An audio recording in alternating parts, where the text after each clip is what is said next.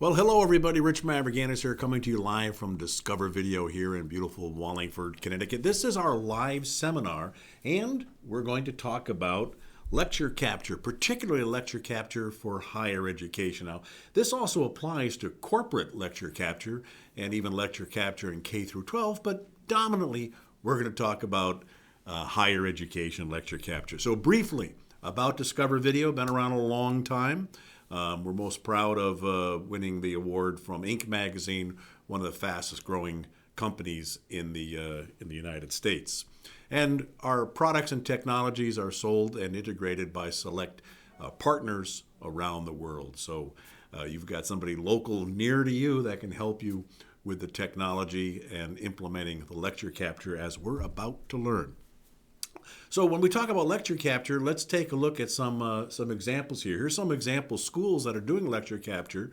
There's many more than this, but I thought we would just highlight a few that use our technology in the classroom to record lectures. And one we can talk about at some length here, we can drill down on, is Prairie View University in Texas. And this one's pretty interesting because it's not just your classic capturing a lecture in a classroom. Rather, they have 2 to 3 cameras in a room, and multiple rooms like this, and they're capturing a session like clinical assessment so that various players are in that room, and the cameras are taking images of various angles. You know, maybe one camera close-up of me, maybe a camera close-up of the person next to me, maybe another one of another person. And those are streamed live and recorded, and then you can view the recording.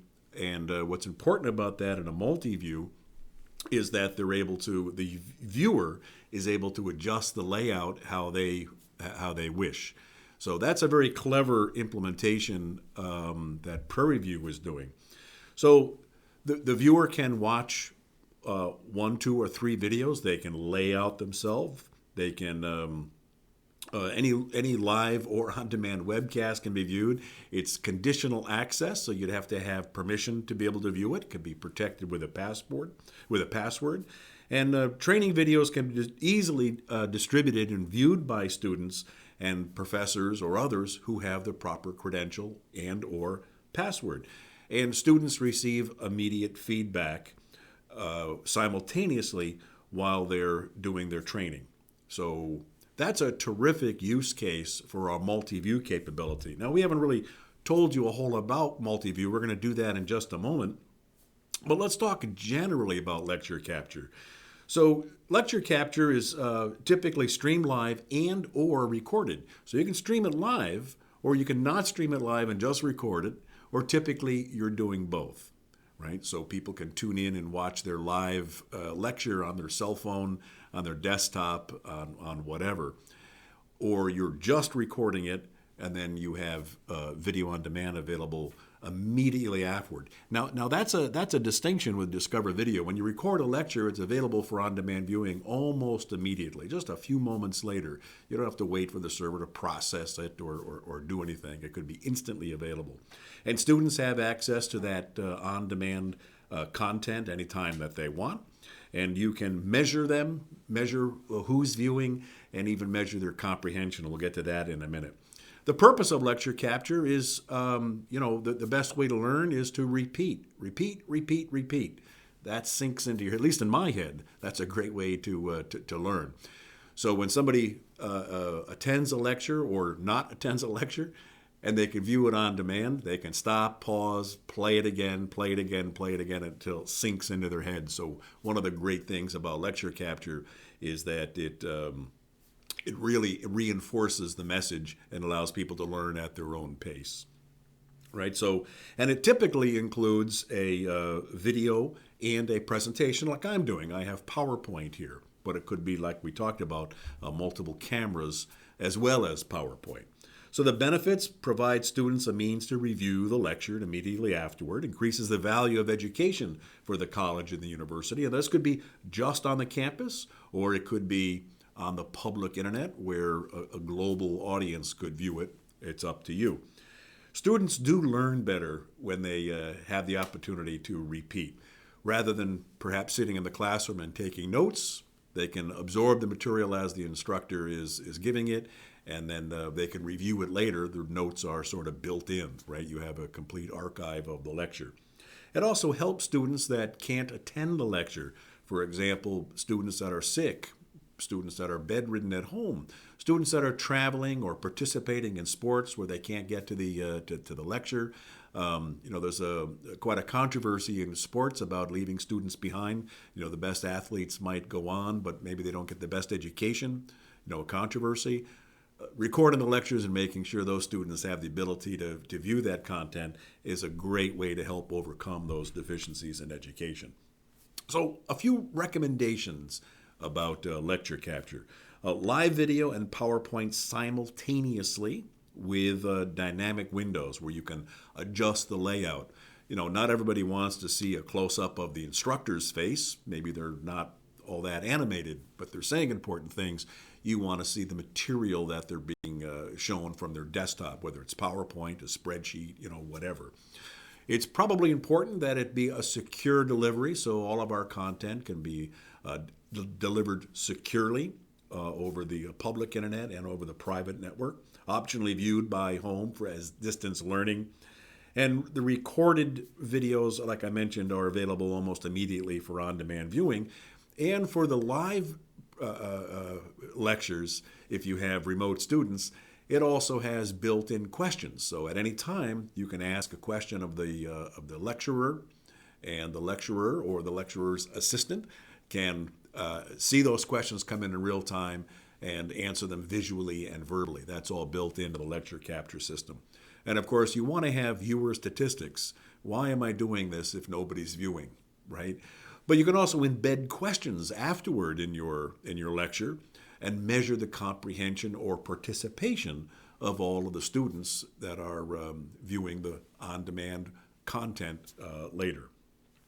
Now, everybody can produce their own lectures. This is not hard. This is really easy. I'm going to show you some pictures of how easy it is to construct this stuff.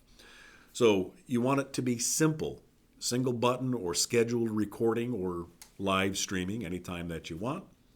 You want the synchronization of the video and the PowerPoint in this case, or the multiple pieces of content. They should be displayed in good synchronization.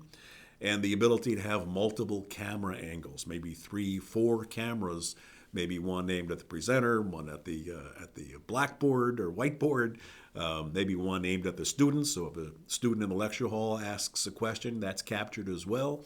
And maybe one is a PowerPoint or VGA, output of the instructor's computer, right? Or whatever's displayed on the projector in the classroom.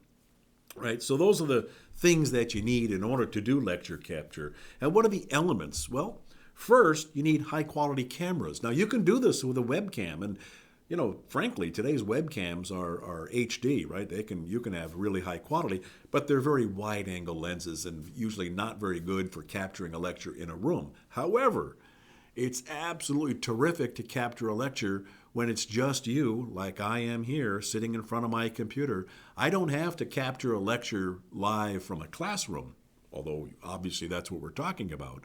As an instructor, I can just sit in my home, use Streamzy, which we're going to talk about, and just record a lecture immediately and upload it for people to view later. So you need good camera, good audio system, good microphone, good lighting. That's always a good thing to have. You need the video encoders. That's what's actually creating the video that people are going to view, whether it's live or recording the video in encoded format. Then you need a video streaming server for live delivery and for delivery of the video on demand, of the recording. Right? You need a portal of some sort. A media management system has many attributes that you're going to need. You're going to need it to do the archiving, easy upload and control and management.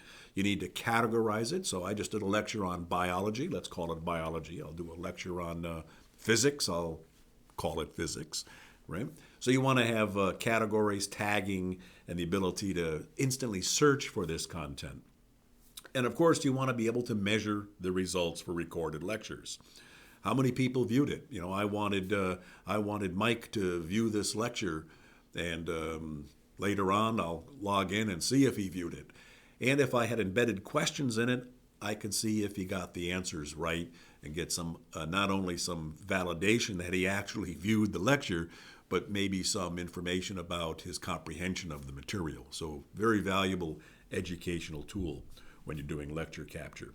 And you need some mechanism, in some cases, for the viewer to have control over what they're saying. I mentioned earlier, maybe you don't want to see my ugly face, you just want to see the material that I'm talking about.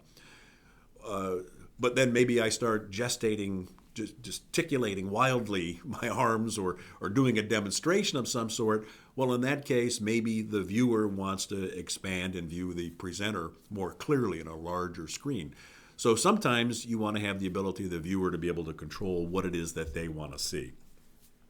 And then you'd want to have a post-production capability. So once you recorded a lecture, maybe you want to put it into what we call a learning path, where you view this lecture, Biology 101, and if you do well on that lecture, you can move on to Biology 102. Otherwise, you're going to go to some remedial course. You want to be able to stitch these together in a course and offer that to the students where they have a full learning path. That's all built into the DEVOS system. So you have three basic choices for lecture capture. Let's review those. So first, you have the single stream. That's what you're viewing right now. This is a single stream. You notice as you're viewing this, you cannot make my PowerPoint big or small. I'm using chroma key here in my little studio to do this lecture. And I'm recording this and streaming this live at a relatively low bandwidth, a medium bandwidth, say 1 megabit or so. The recording is portable. If I wish to upload this recording to YouTube or put it on a thumbnail drive and hand it to somebody or offer it as a chapter in the built-in podcast capability directly within the DEVOS system, I can do that. But the users cannot change the layout because it's just a single video. But it does have interactive questions. If you had a question, I could take the question and answer it visually and verbally. And it does play on mobile, so that's great.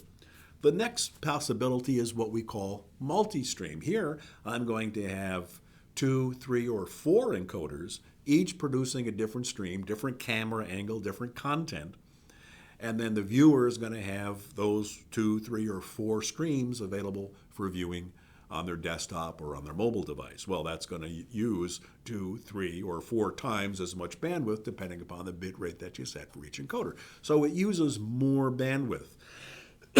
Excuse me. That's usually not a problem it's not a problem at all in the campus, in the LAN, but it could begin to be a problem on the public internet depending upon the bandwidth availability of the viewers, right? So that's something to think about. The good news is that when you do a multi-view, the multi-view recording is also merged into a low bandwidth single video that can be viewed on mobile and doesn't require a lot of bandwidth for video on demand. So multi-view, medium to high bandwidth. It's not portable. You can't upload 4 videos to YouTube and expect them to be on the same page. You have 4 different videos, right? Where in the DEVOS system, as you'll see, you have 2, 3, or 4 videos that the user can stitch, move around, and control to their heart's content. Now there's another tutorial, and we'll put a link up on this page where you can learn more about the multi-view capability. The user can move things around, select what they want to see. It does support interactive questions, and it does support mobile, so that's pretty cool. The third possibility for lecture capture is using PowerPoint. Now, this isn't PowerPoint as video. This is PowerPoint that you upload to the server. Once you've uploaded to the server, you can then use your video and associate it with each slide of the PowerPoint. And as you navigate along, you talk, about the PowerPoint slides that you're displaying. And people can view that in real time. They can do real-time polling, questions, chat. All of that is built into the PowerPoint presentation capability. That's another form of lecture capture, both for live and for on-demand. And the advantage of that for lecture capture is that you can always change the content of the slides later without editing the video, right? You can just replace slide number 14 if you want right in the middle of the presentation, right? So those are your 3 choices that you have for lecture capture. We support, all of those. So how would I do a single stream? It's pretty easy. I have a camera. I have a computer running PowerPoint, plug those into Streamzy. That's what we're doing right now. We're using Streamzy. And that streams directly to the DEVOS system, and you tune in and view it live, which is what you're doing right now. I could switch the PowerPoint to a second camera if I want, but it's still a single stream. Next choice, I could have two encoders. Both of those encoders could be Streamzy, and I create two different streams and then use the multi-view to view them. So I could do that. I could do the same thing as I've done here in this studio. We have a permanent setup here. One of the encoders is Streamzy, but the second is Mantis. So that's a fixed encoder, doesn't provide chroma key and all that, but you don't need that for the PowerPoint, do you? Right? So that's another way to create a lecture capture where you have two video sources and you're going to have two players and people can adjust the layout, right? So just another way of doing the same thing. Oops, went a little bit too far here. So your choices for encoders, you have Streamzy software.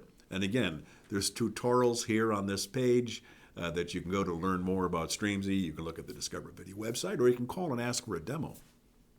Streamzy software is very powerful, and we'll talk about that in the next slide in just a second. You have the compact Mantis HD encoder, little compact design, plug it in, just does its thing, streams and records. So that's another capability. And then we have Stream Engine.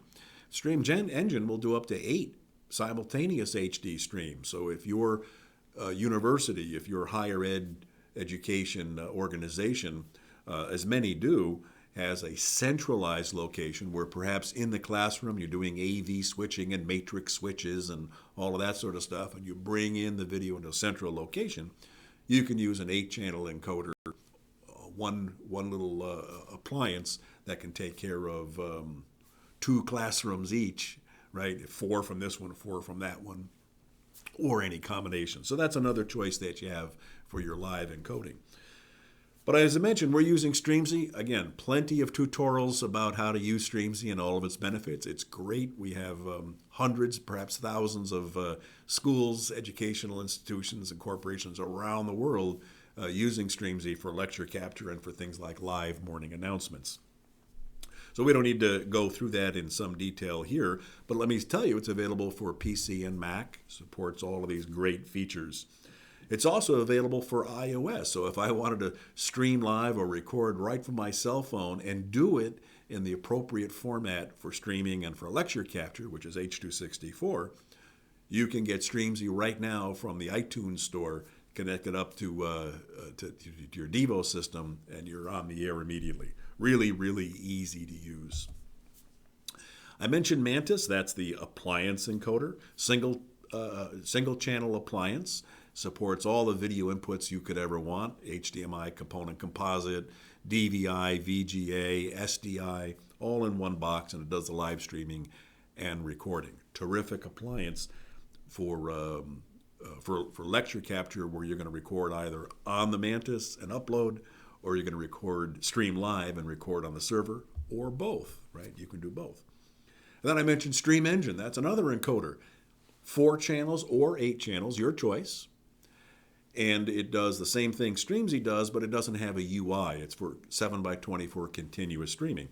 Just turn it on, and your streams are there. Then they're automatically recorded either on schedule or when you press a button on the DEVOS system. And another great solution if you're doing the multi-recording. How do you distribute a lecture? Well, you take a DEVOS server, either in the cloud or on the premise. Typically, it's on the premise for a whole bunch of reasons we can talk about, but a typical system would look like this. You've got your encoder, in this case, Streamzy. It's streaming to the server, and then everybody's viewing the live and or on-demand video directly from the server with all the conditional access that you would want. And same thing on the cloud. In this case, you're streaming to the cloud, and people are viewing it directly on the public internet, on their cell phones, their desktops, Roku devices, whatever you like. Now, one of the joys about the DEVOS system is that it's not just a lecture capture system. Some of our competitive systems, the competitors out there, build themselves as lecture capture, and that's great, but that's sort of the end of the story. The DEVOS system does digital signage, it does priority alert, it does multiple channels or unlimited number of channels for a live video and video on demand, not just lectures. Even has a content library available for it, primarily for K through 12. But you get the idea. If I want to distribute live TV, ABC, CBS, NBC around the campus, or security cameras, or anything else that's not lecture capture, that's also built into the system as well. So the whole idea of multiple use is very, very important. And it's easy if we wanted to create a PowerPoint presentation. So you can hit pause and read these slides. I don't need to read them to you. But you basically upload a PowerPoint, and then you turn on your encoder, start talking, and give your presentation. And what's cool about it is that you can send out invitations. It'll even remind people that the invitation is pending. And they just click and view your live presentation with your PowerPoint, which, as I mentioned, you can change later if you find out, like I often do, that in slide number 27 I have a misspelling or said something wrong. I can still change it. The multi-viewer, again, there's other videos that you can look at to understand the multi-viewer, but suffice to say, 4 videos on one page. You can drag and drop, move them around, make each one bigger, smaller, lay it out however you want in real time, and a great way to view not only lectures, but as I mentioned in the case of Prairie View, things like clinical assessments and even security applications. So lecture capture with multi-view is just a terrific way of doing lecture captures. Now, finally, let's talk a little bit about delivery, right, without going too deep into this. So, Rich, you recorded a lecture. That's great. I understand. And I understand it's on the server and people can view it. Well, what happens if I have 100 people who want to view that lecture and they're in a remote campus and they have only so much bandwidth there? No problem. We have a little device called Stream Pump. What Stream Pump does is it will automatically cache the content at the Stream Pump nearest to you.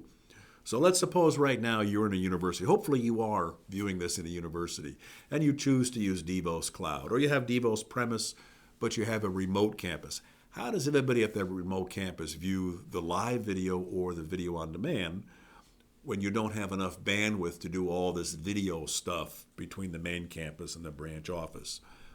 No problem. You just put in a Stream Pump. Stream Pump will automatically cache the content, and unbeknownst to the viewer at the branch office, the content is actually coming from the Stream Pump nearest to them, and potentially using no bandwidth over the wide area network.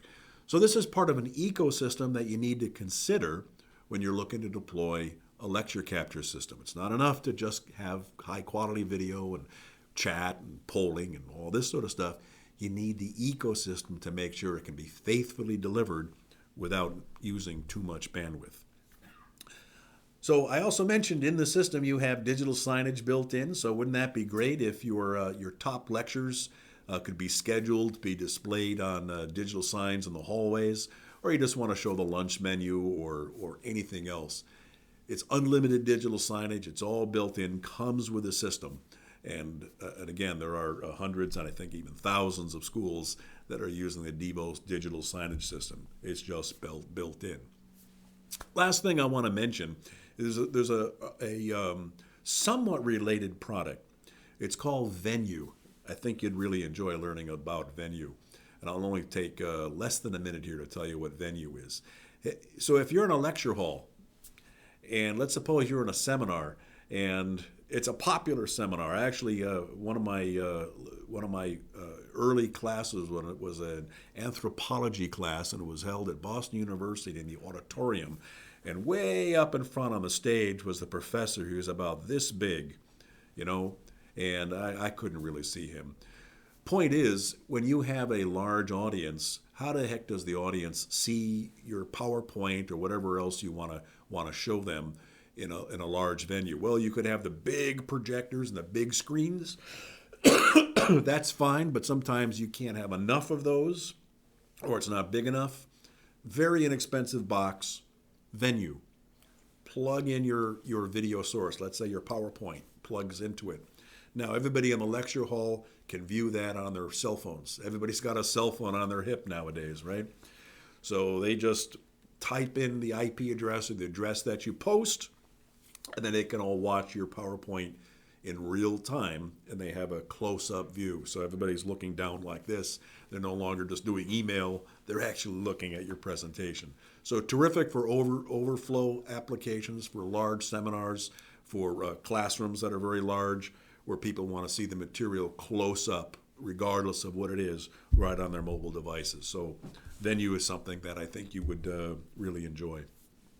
Higher education also distributes television. I'm talking about commercial television.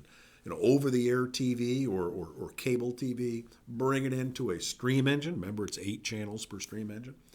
And the DEVOS will deliver that throughout the campus, and everybody can have live TV distribution if they are authorized, right? You still have conditional access. So the system will do that for you as well. Lecture capture benefits. Live video distribution on any network for your lectures. The system exhibits excellent network citizenship. It's not going to break the bank. It's not going to flood the network with multicast. It's extremely scalable. It gives you a very high production value, especially with StreamZ, with chroma key and lower thirds and titling and so on. Simple one-click operation. You don't need to go to a lot of training. Most of the professors don't have to do anything because it's just automatically scheduled. And it displays on projectors, mobile, desktops, whatever you like. Stream it on the public internet if you want. What does it give you? Better student engagement. Students expect this nowadays.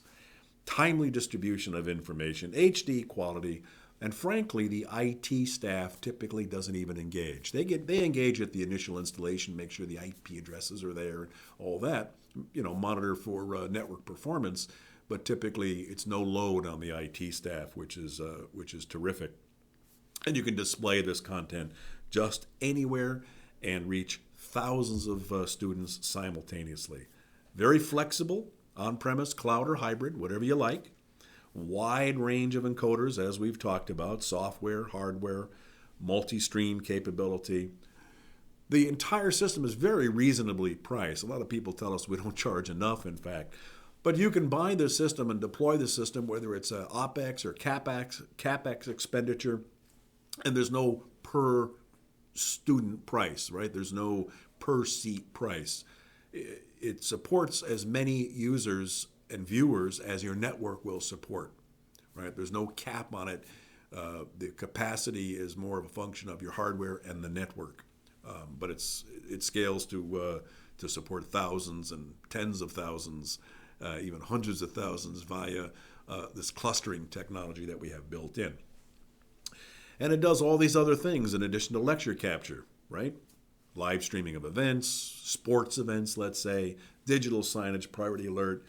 And we already talked about eliminating bandwidth issues at remote branch offices or some of the corners of the network. And that multi-viewer capability gives people that enhanced capability. So that's it. That's all about lecture capture. And now I think we have time for some questions. So if you're watching this video on demand, don't bother trying to ask questions. But if you're watching this live, you notice underneath there was a little button that says Ask a Question. And I think as I was talking, some questions may have come in. So what sort of questions do we have? Mike? First of all, I want to find out a little bit more on the pricing of the product from a cloud and premise business system.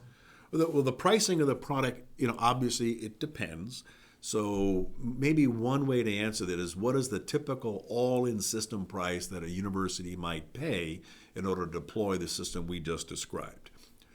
Right, because there's many components. You have the encoders, which could be as little as $400. You have the server, which could be as little as $20,000.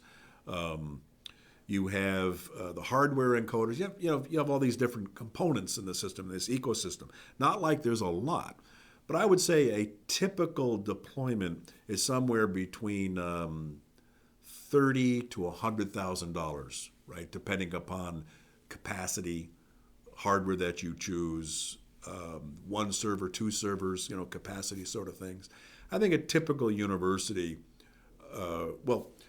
we have at least one university that is doing this as a cloud service, and I think they pay maybe around $2,000 for the year as a cloud service because they're doing very limited bandwidth periodic broadcasts.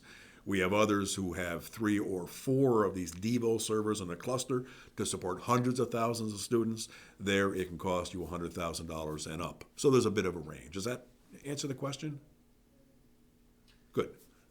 Is there any limits on capacity of how many lecture capture stations you can have in a system? Okay, the question is there any limit on the number of lecture capture stations that you can have?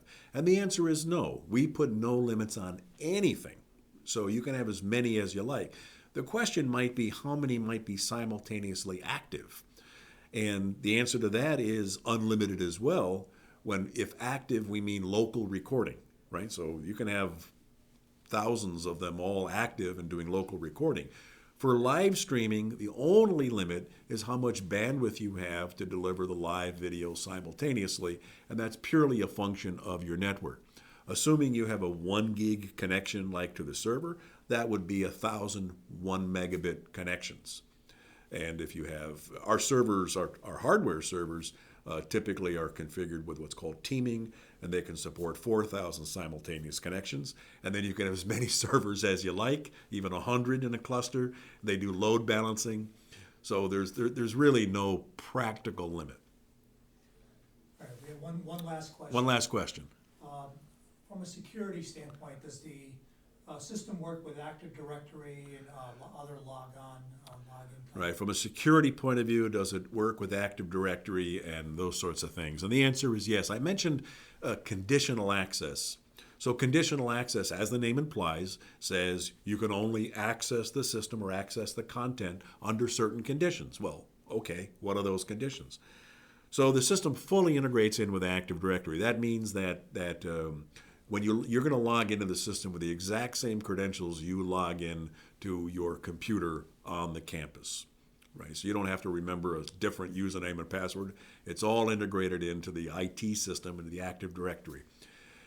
Once that's done, which is a couple of clicks, then you can create what are called security groups. And you can say, okay, Rich and Mike and Joe and everybody, they're part of this group called Rich's Guys.